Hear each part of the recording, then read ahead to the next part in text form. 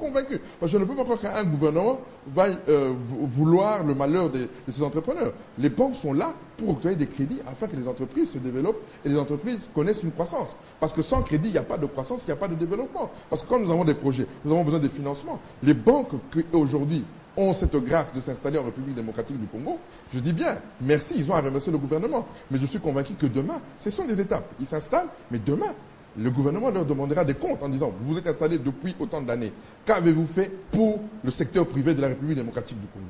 Il y aura des comptes, ils vont rendre des comptes un jour. Peut-être pas aujourd'hui, mais aujourd'hui c'est le temps d'abord de s'installer. Je suis convaincu, ce gouvernement, écoutez, ce gouvernement est en train de mettre les bases pour le développement. On n'avait pas de banques. Combien d'entrepreneurs ici avaient des comptes bancaires? Personne, pratiquement personne. La tendance a changé. La tendance est en train de changer. Le problème d'abord, c'est d'abord qu'on s'installe, le crédit viendra.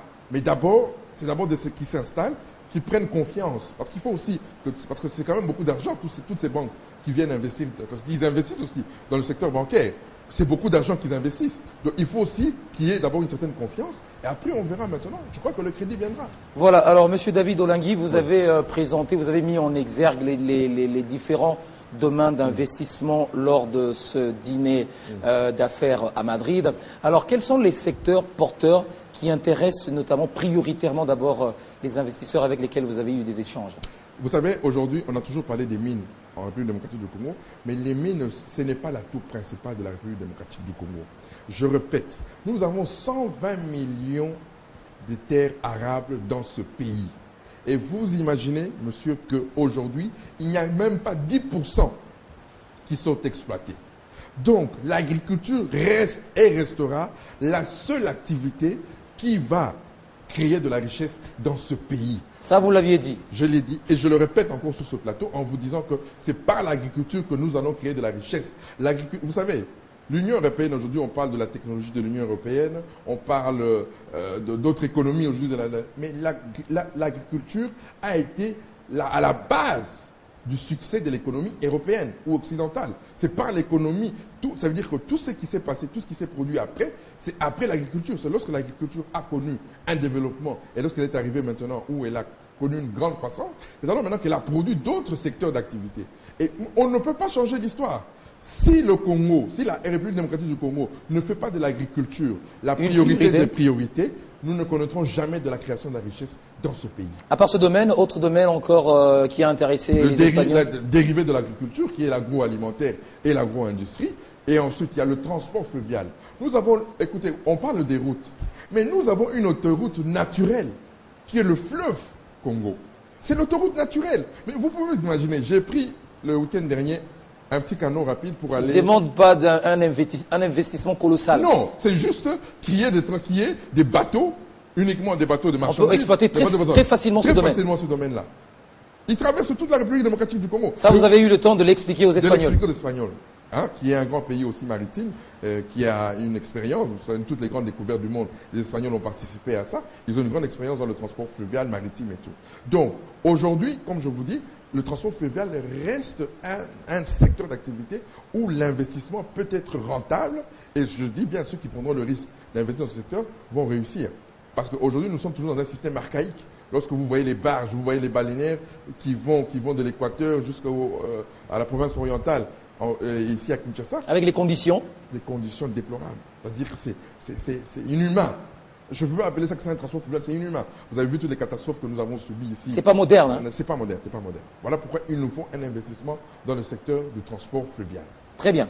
Alors, on va quand même prendre le deuxième élément, votre deuxième intervention. Ce sont des coupes que nous avons opérées. C'était lors de votre dîner d'affaires à Madrid. Investir au Congo pour les Espagnols, Investir en el Congo para los españoles c'est assurer les emplois des Espagnols. es asegurar los empleos de los españoles. Refuser de venir en Afrique aujourd'hui, Negarse a venir a África hoy c'est rater l'histoire. es perder la historia. Hier, vous étiez en Amérique latine. Ayer estuvisteis en América Latina, Vous avez fait des grandes choses. habéis hecho grandes cosas. Si on compte aujourd'hui les pays émergents, Cuando contamos hoy países emergentes, la plupart sont issus de l'Espagne. la mayoría han sido históricamente vinculados a España. Ni la Belgique, Ni ni Bélgica, la France, ni Francia, ni l'Angleterre. ni Inglaterra. Aujourd'hui, Hoy parmi día, les pays émergents, dentro de los países emergentes, beaucoup sont issus de la colonisation des Espagnols. la mayoría proceden de la colonización española. L'Amérique latine aujourd'hui América Latina hoy ferme les portes à l'Espagne, está cerrando puertas a España, mais l'Afrique vous ouvre ses portes. pero África os abre sus puertas. Voilà. L'Afrique ouvre ses portes à l'Espagne, l'Afrique ouvre ses portes à l'Europe, à l'Asie et bien évidemment aussi la République démocratique du Congo pour que les Espagnols puissent venir investir en RDC. Mais est-ce que ces investisseurs ne vous ont-ils pas posé des préalables? Oui, nous aimerions bien venir, mais garantissez-nous par exemple la sécurité, des histoires. Il n'y a pas eu de préalable? Non, vous savez, c'est un peu, on peut dire, l'image de la RDC à l'étranger, par les médias, surtout les médias internationaux. On a une mauvaise image de la République démocratique du Congo. Là, je vous accorde cette vérité. Mais toute la difficulté que nous avons rencontrée, c'est de rassurer en disant, oui, ce que vous avez entendu, c'est bien. Mais venez voir de vous-même et vous allez comprendre que c'est la nuit et le jour. Effectivement, parce que juste après notre passage dans le Royaume d'Espagne, il y a eu une semaine économique espagnole qui a été organisée par l'ambassade du Royaume d'Espagne en République démocratique du Congo, par son Excellence l'ambassadeur Antonio Fernandez. Et la majorité des entrepreneurs espagnols qui étaient à ce dîner ont été captivés par le message que nous leur avons transmis. La majorité sont venus à cette semaine espagnole en République démocratique du Congo. Mais lorsqu'ils sont arrivés, ils se sont dit, mais ce qu'on nous raconte, mais ce n'est pas ce que nous avons vu. Nous avons vu un dynamisme, nous avons vu un secteur privé dynamique, nous avons vu que toutes les choses, nous les avons amenés chez certains ministres qui ont accepté de les recevoir dans des audiences. Ils ont dit, mais on ne nous a rien demandé, on nous parlait de corruption dans ce pays. Nous n'avons pas vu la corruption. Les ministres nous ont reçus. Tout de suite, quand on demandait une audience, les ministres acceptaient d'accorder des audiences. Pas des 10% des Non, personne n'a demandé les 10%. Donc, c'est pour vous dire que les choses changent. Voilà pourquoi moi je dis, écoute, moi je suis d'un avis, nous les Congolais, arrêtons d'être pessimistes. Quand les choses s'améliorent, reconnaissons que les choses s'améliorent. Même si ce n'est pas encore la lune, même si ce n'est pas encore le top. Mais nous tendons vers le top, nous tendons vers le top. Et je suis convaincu qu'aujourd'hui, ce gouvernement fait un travail. Et nous, la Chambre de commerce, qui avons été cooptés par ce gouvernement, ils nous ont reconnu le travail que nous faisons. Aujourd'hui, nous ne pouvons que soutenir ce gouvernement. Et nous, dans notre parcelle d'activité, nous soutenons l'État à notre manière. Et je crois que nous le faisons d'une bonne manière. Alors, vous avez eu également le temps de présenter FICO, le Forum international des investisseurs, qui sera organisé au mois de juin prochain en République démocratique du Congo. Alors, voulez-vous nous parler un tout petit peu de ce forum? Quel sera l'objectif de ce forum-là? D'abord, premièrement, nous voulons aujourd'hui un secteur privé puissant.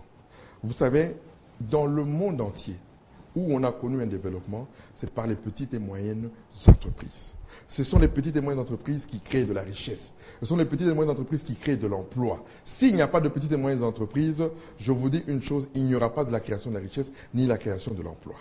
Maintenant, je dis ceci, ce forum, aujourd'hui, veut faire la promotion de l'investissement dans le secteur privé, aujourd'hui, en République démocratique du Congo. Il y a des Congolais entrepreneurs qui ont pris des initiatives, qui ont des grands projets, mais par manque de financement, pas seulement de financement, par manque d'encadrement aussi, par manque d'encadrement, par manque d'expertise, par manque de technicité, aujourd'hui, n'arrivent pas aujourd'hui à améliorer leurs entreprises. Oui. Voilà pourquoi nous voulons que ce forum soit une rencontre entre la connaissance, entre les finances et ceux qui ont des projets concrets.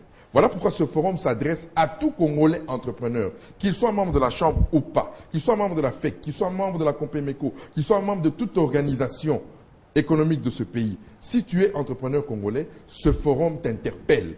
Tu as un projet, tu veux faire développer ton entreprise, viens à ce forum FICO, le forum sur l'investissement en République démocratique du Congo. Aujourd'hui, nous allons avoir des investisseurs qui vont venir de pratiquement les pays du monde, les pays asiatiques, les pays européens, les pays américains, les pays d'Amérique latine. Tous seront ici à ce rendez-vous du 27 juin au 30 juin à Kinshasa. Le but aujourd'hui, c'est de mettre directement. Il n'y aura pas d'intermédiaire. L'État nous met le cadre, l'État met la disposition, parce que c'est comme je dis, l'ANAPI sera là pour dire à ces investisseurs, vous pouvez investir en toute sécurité. Ça, c'est le rôle de l'État. C'est le rôle de l'État de défendre, de dire oui, de rassurer. Ça, c'est le rôle de l'État. Et l'État va nous accompagner dans ce projet. Voilà pourquoi je dis ceci, que les investisseurs seront là et que tout celui qui a un projet, qu'il vienne, et ce sera des rencontres directes. Voilà. On va suivre le dernier élément, très rapidement, et puis on va finir cette émission. Okay. Aujourd'hui, le président de la République el presidente de la República n'a ménagé ses efforts pour ramener la paix et la sécurité. hace todo para traer paz y seguridad. Et nous sommes convaincus Y estamos convencidos que nous n'allons pas attendre une sécurité à 100% que no esperaremos nunca una seguridad al 100% pour que l'Espagne vienne. para que España venga. Vos ancêtres Vuestros antepasados ont pris des risques jadis. tomaron riesgos en aquellos tiempos. C'est aujourd'hui votre tour de prendre des risques. Es hoy en día vuestro turno de tomar Si vous voulez régler votre crise en Espagne, Si queréis arreglar esta crisis en prenez des España, risques. tomad Venez en République démocratique du Congo. Je vous remercie. Muchas gracias. Voilà, apparemment vous avez convaincu vos auditeurs. Hein. Donc pour que l'Espagne soit sauvée aujourd'hui, il faut la République démocratique du Congo. Absolument, absolument. Et ce n'est pas seulement l'Espagne, c'est l'Occident en majorité, pratiquement le monde entier aujourd'hui. Le salut passera par l'Afrique, qu'on le veuille ou pas. Certains pays asiatiques l'ont compris. La Chine aujourd'hui ne ménage aucun effort pour l'investir que ce soit en République Et votre démocratique dernier du Congo. mot directement? Mon dernier mot, c'est celui-ci. Je dis, j'invite mes compatriotes entrepreneurs, venez vous inscrire à ce forum sur l'investissement qui aura lieu en République démocratique On s'inscrit du Congo.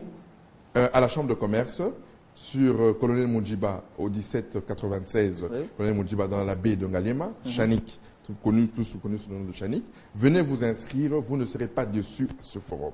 Les investisseurs viendront du monde entier.